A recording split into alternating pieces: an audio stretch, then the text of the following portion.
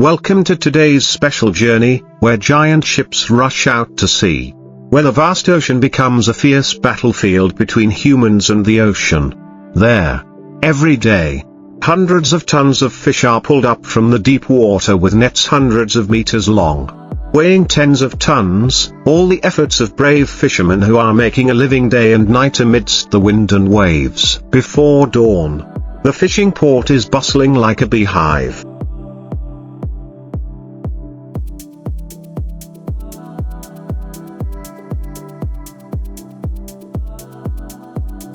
Dozens of modern trawlers start their engines. The sound of the engines resounding throughout the sea. Men with tanned skin, faces tanned by the sea breeze, are busy checking each net, each reel, each GPS locator and sonar to ensure that when the ships set sail, no problem can prevent them from pulling in the biggest catch. They are warriors of the ocean, no swords, no guns, just courage and love for the sea. The trawler slowly left the dock.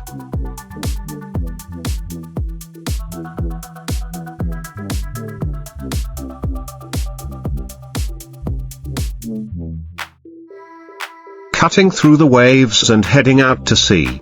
On deck, the crew divided up their tasks: crane operators, net keepers, sonar monitors and ocean current maps on electronic screens. High-tech equipment helped them locate migratory fish on the seabed, from anchovies, herrings to cod, mackerel, tuna, giant flounder. Somewhere on the screen, a dense light appeared.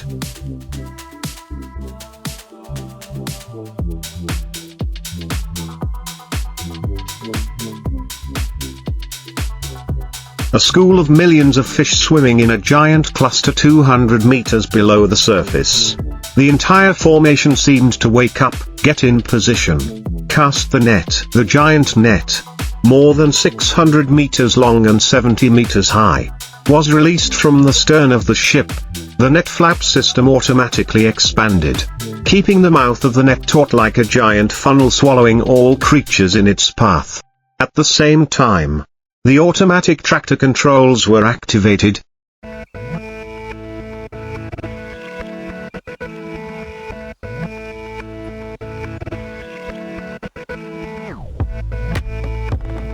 The net began to sweep through each layer of water like a sweeping storm. In the control room, eyes strained to monitor the depth, drag force, and fish density through real-time indicators. Outside on deck, the sailors prepared for the upcoming fish rain. After just over 45 minutes, the entire ship shook as if hundreds of tons of steel were stuck to the stern. The net is caught. A loud shout rang out.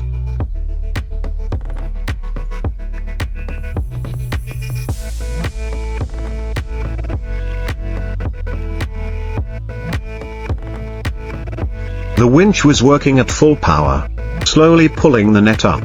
The entire ship tilted slightly backward as hundreds of tons of fish were lifted from the sea. Every time the first layer of fish appeared, the water splashed white. Each silver fish glistened in the sunlight. They struggled, jostling each other in the net, a scene that was both wild, satisfying, and full of survival. When the last net bag was lifted onto the deck, the seawater poured down with each stream of fish onto the deck.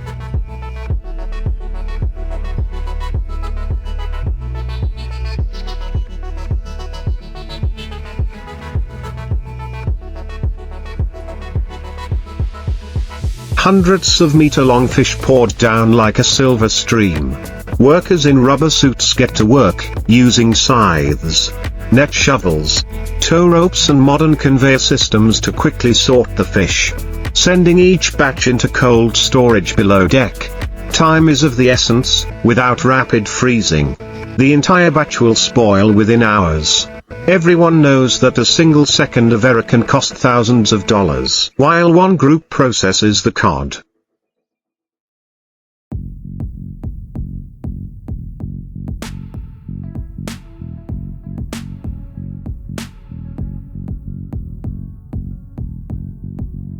Another gets to work cleaning the hairtail.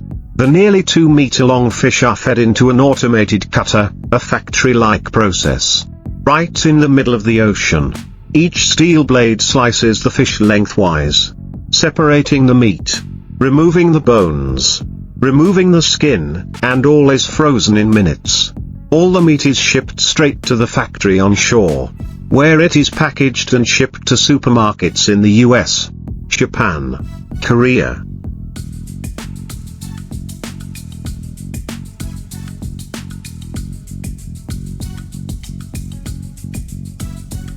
and Europe. There is no concept of rest on the ship. When a catch is done, the sonar continues to scan for new fish. The sea is a mobile gold mine, and the fishermen are racing against time, fuel, climate change and market price fluctuations. Some days they catch 150 tons of fish in one night. Some days, 300 tons are pulled up in 3 nets. But sometimes,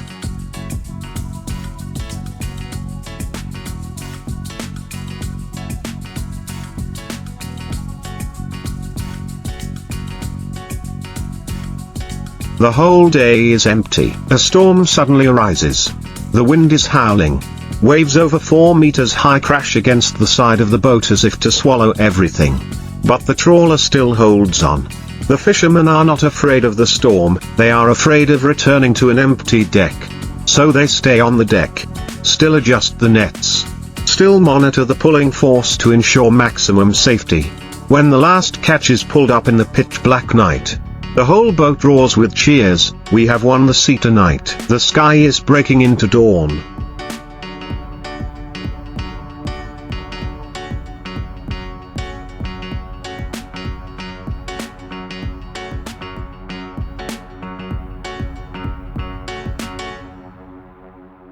The sea has calmed down after a night of stormy waves. The sun rose from the horizon like a pink flame, casting a pale orange light over the hull of the boat filled with fish. The deck drenched with seawater and the strong fishy smell. The fishermen were still awake. They took a few sips of cold coffee, their eyes still glued to the sonar screen, their hands still wearing rubber gloves covered with fish scales. The story at sea never stopped.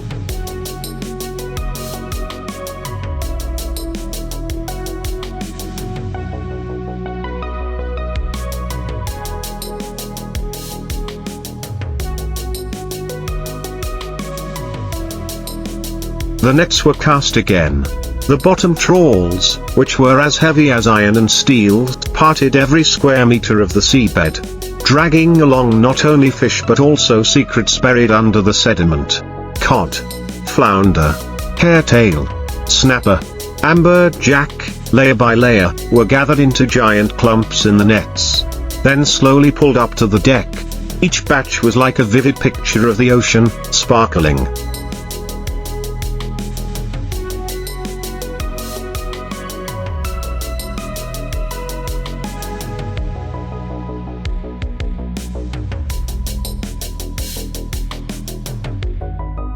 Chaotic and absolutely uncontrollable. Some fish were so big that a crane had to be used to bring them up to the deck.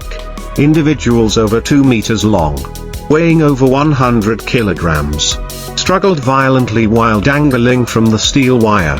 One swing was enough to knock over anyone standing nearby.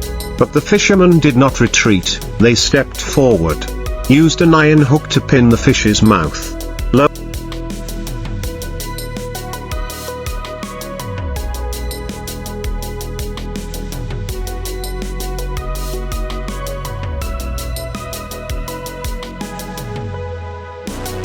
it onto a metal cutting board. Then with a decisive stroke of the knife, split the fish's body in half, removed the organs, pulled off the skin, and put it straight into the freezing line. Each movement was quick, neat, and powerful like miners in the middle of the ocean, saving every penny from every piece of meat. A few other boats also fished in the area, but no 2 boats were the same. Each fishing team had its own way of reading the wave.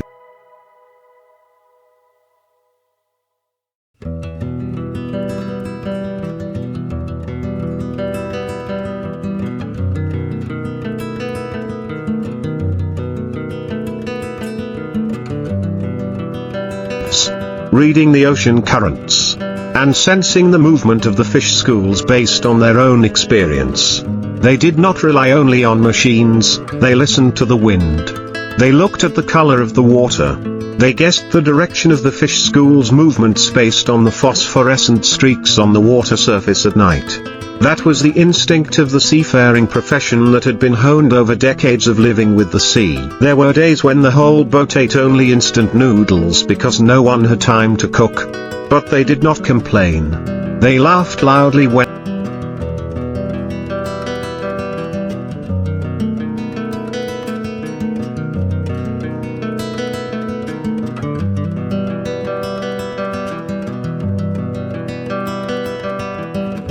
a fish jumped out of the net and hit someone on the head. They take pictures of their full nets and send them back to their wives and children back home as trophies for them. Each trip is a challenge, a fight with nature, and also an opportunity to prove that they still have enough strength, courage, and passion to continue being people of the sea. Each day, they catch an average of 100 to 250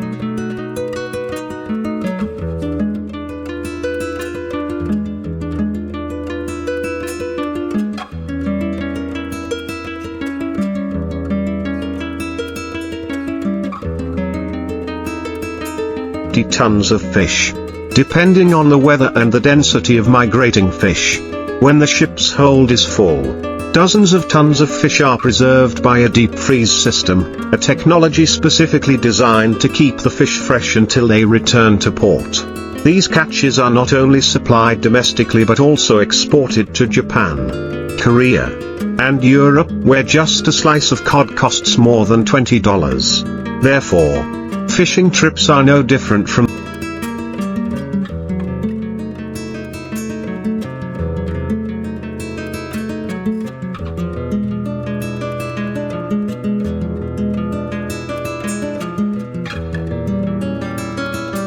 ships bringing in millions of dollars after each voyage. At night, the ship anchors in the middle of the sea. There is no more winch sound, no more fish struggling. There was only the sound of wind, the sound of water lapping against the ship's side, and occasional footsteps on the deck. In the sleeping compartment, each person withdrew to a corner, curled up in a thin blanket, and quickly fell into a fitful sleep amid the sound of the waves.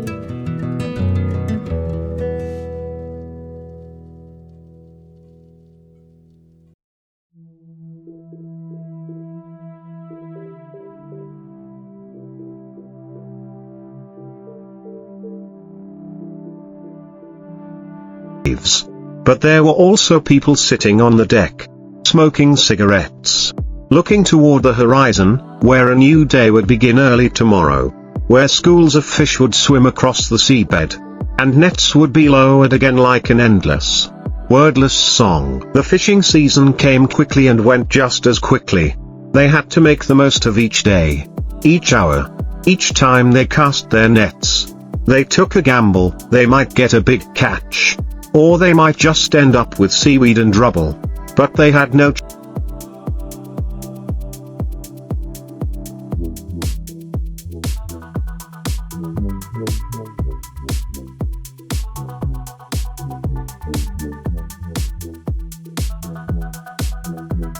choice. These fishermen had tied their lives to the sea. Not because it was an easy path, but because it was the only path that made them proud. On land, they might be ordinary people, but in the middle of the sea, they were true warriors. It was completely dark, and darkness covered the sea. In the distance, the lights from other fishing boats flickered like lost stars in the dark ocean.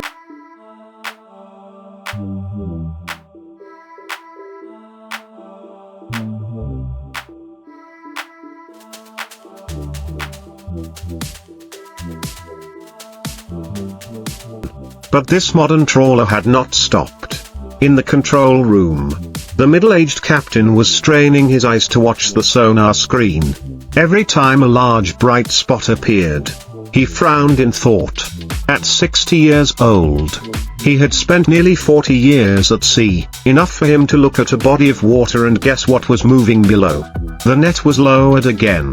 like a wordless ritual between man and the sea. At the same time, the young workers continued their night shift.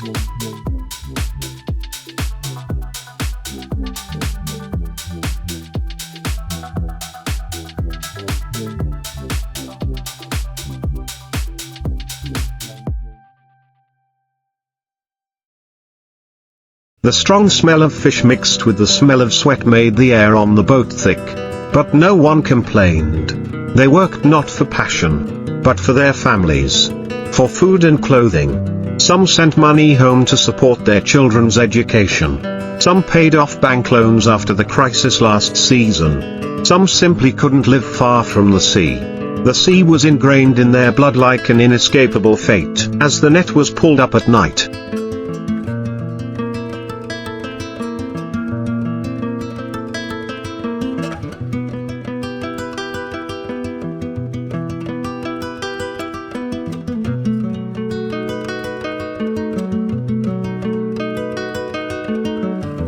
the spotlights shone down on the water. The entire sea was bright, revealing large fish thrashing about in the net. Cheers rang out. The winch roared. The net was bulging like a giant sack containing thousands of living creatures. Waves of fish poured onto the deck, over the workers' feet, into the bins, and down the drains. Silverheads, flounder, small tuna, rays, even squid, all as if offered by the sea to those who deserve it. Another group of workers immediately sorted the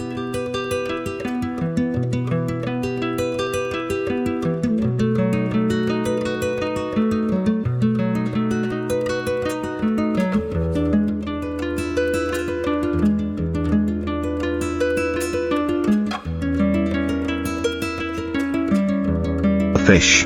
Their hands were quick, almost without looking. Each species of fish had its own place, its own standard for processing. Qualified fish were sent to the cold storage. Small, injured fish would be sent to another processing system to be used as animal feed, or as byproducts. Nothing was wasted, everything had value if exploited properly. On deck, the strong smell of engine oil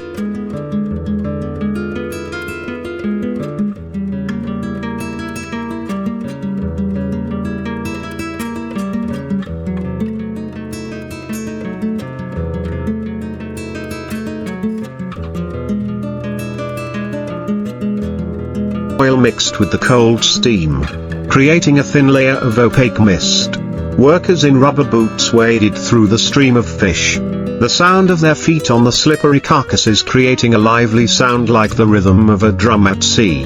They worked like a well-coordinated machine. Some pulled, some poured, some packed, some frozen, and so on all night long. A moment later, the captain announced preparations for the final catch of the night.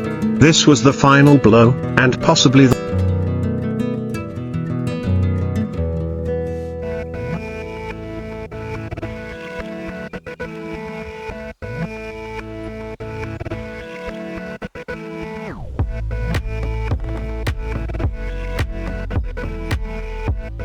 most lucrative. The crew braced themselves, rechecking the towing cables, securing the guide buoys, ensuring the depth was correct. When the net was cast again, the ship went silent. Everyone knew that just one small mistake, a torn net, a misaligned buoy, a fish escaping, could mean all the night's work was wasted. But then, the sonar screen began to flash continuously.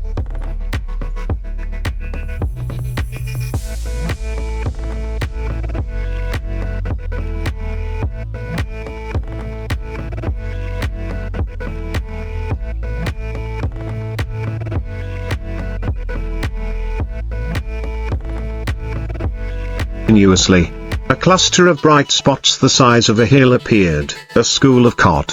Hundreds of tons. The whole ship exploded.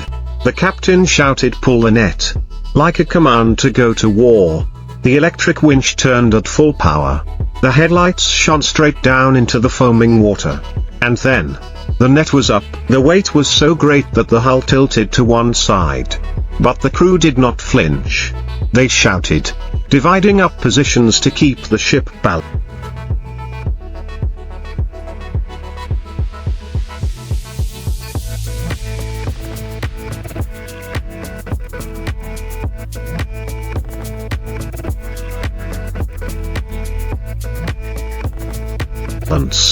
The net pulling machine jerked.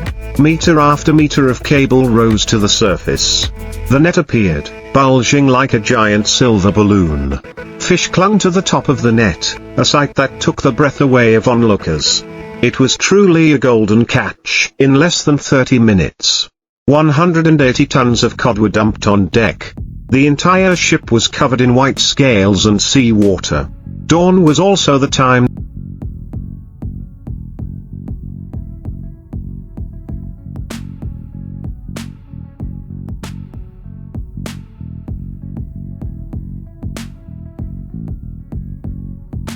they completed the final sorting. The blocks of pure white fish meat, frozen at -35 degrees Celsius, were carefully packaged and stacked in the hold. It was the result of 24 hours of non-stop work, of sweat, blood, and pride in the sea. When the ship turned back to port, everyone was exhausted. Some lay sprawled out